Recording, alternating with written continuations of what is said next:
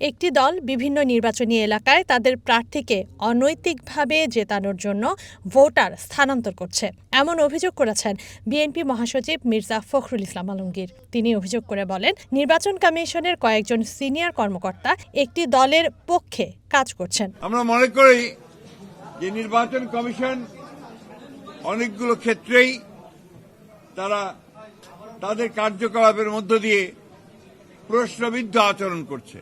আমরা মনে করি যে এই ব্যালট পেপারটি সঠিক নয়, এখানে পক্ষপাতিত্ব করা হয়েছে এবং কোনো একটি দলকে বিশেষভাবে সুবিধা দেওয়ার চেষ্টা করা হয়েছে। আমরা নির্বাচন কমিশনকে এটাকে পরিবর্তনের জন্য আহ্বান জানিয়েছি। মহানগরী এলাকার বিভিন্ন নির্বাচনী এলাকায় একটি রাজনৈতিক দল তাদের মনোনীত সমর্থিত প্রার্থীদের নির্বাচনে বিজয়ী করার অনৈতিক কূটকৌশল অবলম্বন করে ব্যাপক হারে দেশের ভিন্ন ভিন্ন এলাকা হতে ভোটার এলাকা পরিবর্তন পূর্বক ঢাকা মহানগর এলাকার ভোটার হিসাবে অন্তর্ভুক্ত হয়েছে।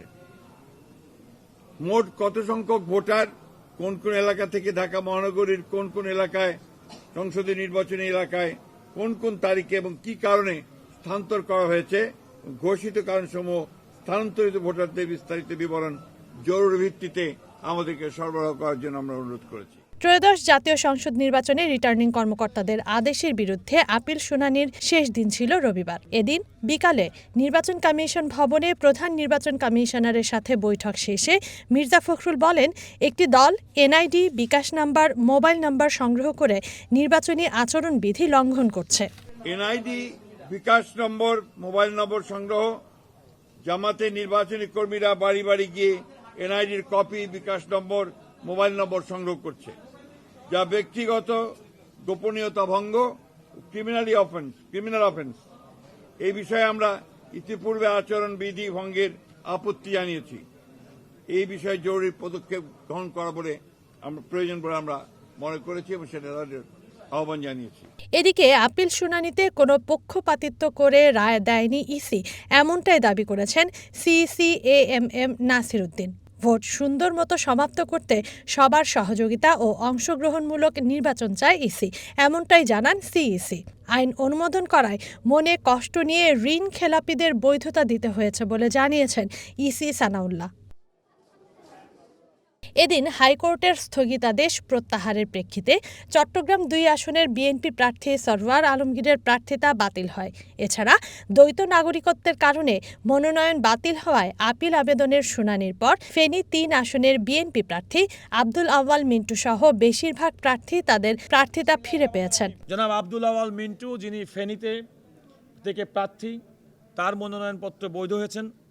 সাতক্ষীরার ডক্টর মনিরুজ্জামান, তার মনোনয়নপত্র আগেই বৈধ ছিল, এরা সবাই বৈধ ছিল, তারটা বৈধ পুনরায় হয়েছেন। মিস্টার AHM কামরুজ্জামান দিনাজপুর, তারটা বৈধ হয়েছেন। মিস শামা উবায়েদ, যার বিরুদ্ধে কোনো আপিল ছিল না কিন্তু কমিশন সুমোটো রেখেছিল, সেটা বৈধ হয়েছেন।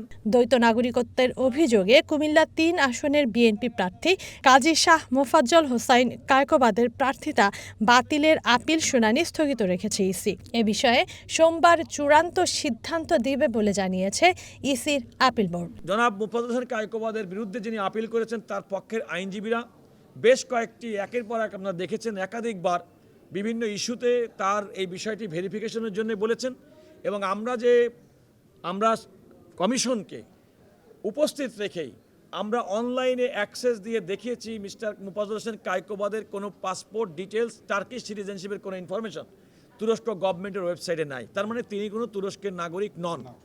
তারপরেও কমিশন যেহেতু প্রতিপক্ষ তারা অভিযোগ করেছেন, এই অভিযোগটা বর্ণনা করার জন্য আমাদেরকে বলেছেন যে আমরা যে এই নাগরিকত্ব ত্যাগ করেছি এবং তার সমর্থনে যে ডকুমেন্ট দিয়েছি সেই ডকুমেন্টের সমর্থনে আমরা অন্য কোনো ডকুমেন্ট দিতে পারি কিনা। আমরা বলেছি সেটা আমরা পারি এবং আমরা সেটা দিব। আমরা মনে করি কমিশন সেটা পেন্ডিং রেখেছেন।